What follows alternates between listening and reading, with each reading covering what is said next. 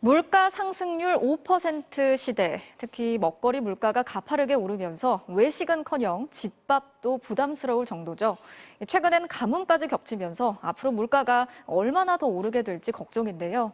저희가 오늘 이 문제 집중적으로 짚어보겠습니다. 자, 역시 가장 큰 타격을 받는 건 서민들이겠죠. 고소득층의 경우엔 소득의 13%만을 식비에 쓰고 있지만 저소득층은 소득의 42%, 절반 가까운 금액이 식비로 나가는 것으로 나타났습니다. 먼저 김아영 기자가 취재했습니다. 편의점에서 일하며 생활비를 버는 20대 청년. 작년 가을부터 배달 음식 같은 외식비가 치솟으면서 집밥을 먹기 시작했습니다.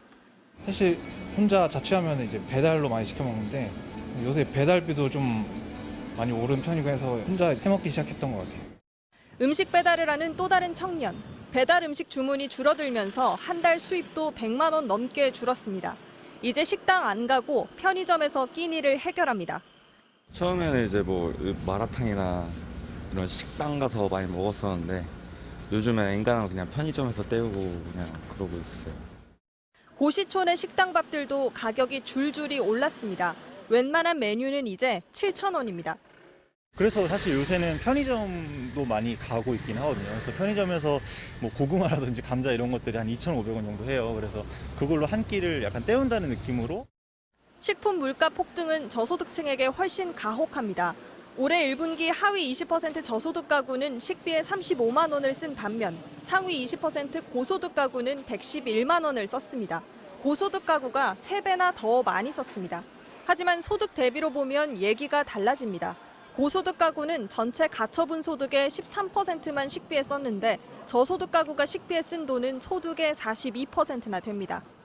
최근과 같이 인플레가 심해지면 저소득층의 식비 지출 비중이 훨씬 빨리 커진단 말이에요. 그러니까 이분들이 다른 데 돈을 쓸 수가 없는 거죠.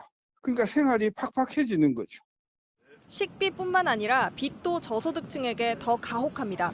자영업자들은 평균적으로 1년 소득의 3.8배 정도 빚을 지고 있지만 하위 20% 저소득층 자영업자의 빚은 1년 소득의 6.7배나 됐습니다. MBC 뉴스 김아영입니다. 자, 이렇게 가파르게 오르는 밥상 물가, 사회적 취약 계층들에겐 생존의 문제와도 직결이 되는데요. 이들을 지원하는 복지단체들의 시름도 그만큼 깊어지고 있습니다. 특히 끼니를 책임지고 있는 무료급식소들의 경우엔 높아진 식재료 가격에 어려움을 호소하고 있습니다. 고재민 기자가 현장에 다녀왔습니다. 오늘 낮 서울 동대문구의 한 무료급식소. 사람들이 천막 아래 빼곡히 줄을 선 채 기다리고 있습니다. 예, 맛있게 드세요. 기다리세요. 하루 한 끼라도 무료로 끼니를 해결하려는 저소득층이 대다수입니다. 근데 너무 올랐잖아요. 시장 볼 수가 없는데 돈 한 7, 80만 원 갖고 둘이서 살아야 되는데 그 병원에도 제대로 못 가는 거예요. 급식소에서 준비한 반찬은 제육볶음과 열무김치, 그리고 오이무침. 하지만 배식 1시간여 만에 제육볶음이 다 떨어져 늦게 온 사람들은 대신 콩나물 무침을 받아야 했습니다. 같은 예산을 들여도 500명 안팎의 급식에 필요한 돼지고기를 전처럼 준비할 수 없게 된 겁니다. 액수가 너무 비싸다 보니까 양이 좀 줄었어요. 30kg 들어가는데 20kg. 실제로 돼지고기 값은 지난해보다 20% 이상 올랐습니다. 코로나19 여파로 시민 후원은 줄어들었는데 식자재 값이 훌쩍 뛰면서 식사 준비가 더 어려워졌습니다. 형편없는 식사를 드리고 싶지는 않습니다. 가장 좋은 곳을 드리고 싶은데 이제 비용이 부족할 때마다 이제 걱정스럽긴 하죠. 다른 무료급식소들의 사정도 비슷합니다. 역시 점심 내내 붐빈 서울 종로의 한 급식소. 식재료 구입에 드는 비용이 3월만 해도 80만 원이면 됐는데 지난달엔 130만 원으로 1.5배 이상 늘었습니다. 물가는 오르고 그렇다고 밥을 안 드릴 수는 없고 지금 30-40% 올랐어요. 거의 배가 올랐어요. 얼른 안정이 돼야 되겠죠. 반찬이 바뀌거나 줄어도 고마운 마음에 이용하는 사람들. 하지만 물가가 뛰는 만큼 불안도 커집니다.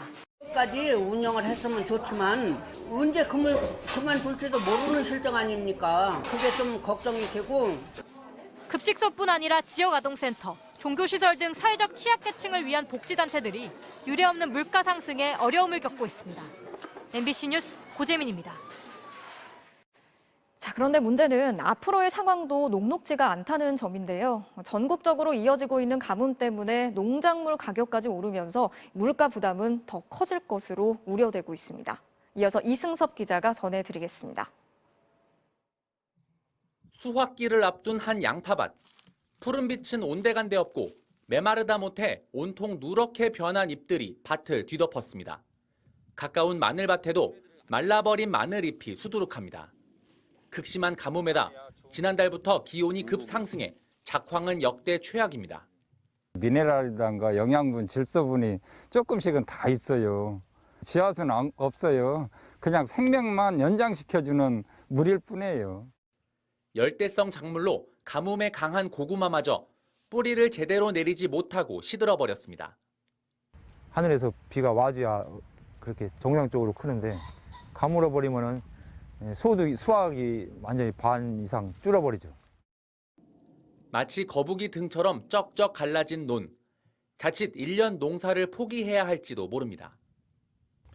이맘때쯤이면 모내기를 모두 마쳐야 하지만 물을 대지 못한 논에는 이렇게 잡초만 무성하게 자라고 있습니다. 아무리 늦어도 6월 말까지는 모내기를 끝내야 30-40% 이상은 수확량 감소는 감안해야 될 것 같습니다. 상황이 심각해지자 농민들은 바짝 메말라버린 저수지 한쪽을 파고 둔벙을 만들고 있습니다. 조금이라도 물을 모으기 위해서입니다.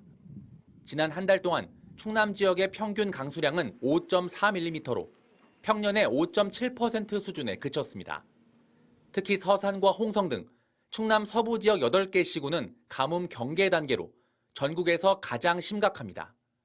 보령댐의 저수율도 23%까지 떨어져 제한 급수까지 검토해야 할 상황입니다. 6월까지 이어진 극심한 가뭄으로 논과 밭은 타들어가고 결국 농작물 가격에도 영향을 줄 것으로 우려됩니다.